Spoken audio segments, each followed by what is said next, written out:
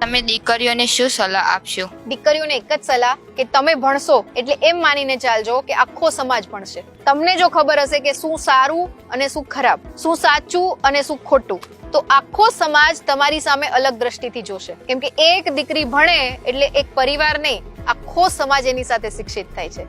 અને બીજી વસ્તુ, ખૂબ અગત્યની વસ્તુ, માની લો કે તમે ખૂબ સારું કોઈ પણ ક્ષેત્રમાં આગળ વધ્યા, આખું ગામ, આખો પરિવાર, તમારો આખો સમાજ તમને ખૂબ સરસ નજરથી એમ કહેશે કે નામ શું તમારું દીકરા? ગૌરી.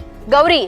અચ્છા, કે ગૌરીએ આ ક્ષેત્રમાં ખૂબ સરસ એમને પ્રદર્શન કર્યું છે, મારે મારી દીકરીને ગૌરી જેવી બનાવી છે. કેવો આનંદ થાય ને? તો પછી નજરિયો બદલી જાય અને આપણી પ્રેરણા બીજા દીકરા દીકરીઓને મળે, એના માટે દીકરીઓએ શિક્ષિત થવું જરૂરી છે. પણ ખાલી શિક્ષિત નહીં, મૂલ્યો આધારિત શિક્ષણ અને સંસ્કાર આધારિત શિક્ષણ, કે આપણે જે પરિવારમાંથી આવીએ છીએ, આપણે જે સમાજમાંથી આવીએ છીએ, એને લાંછન લાગે એવું કોઈ પણ કાર્ય આપણાથી થાય નહીં. આપણા શિક્ષકોને આપણા ઉપર ગર્વ થાય એ પ્રકારની આપણી લાઈફસ્ટાઈલ હોવી જોઈએ કે નહીં?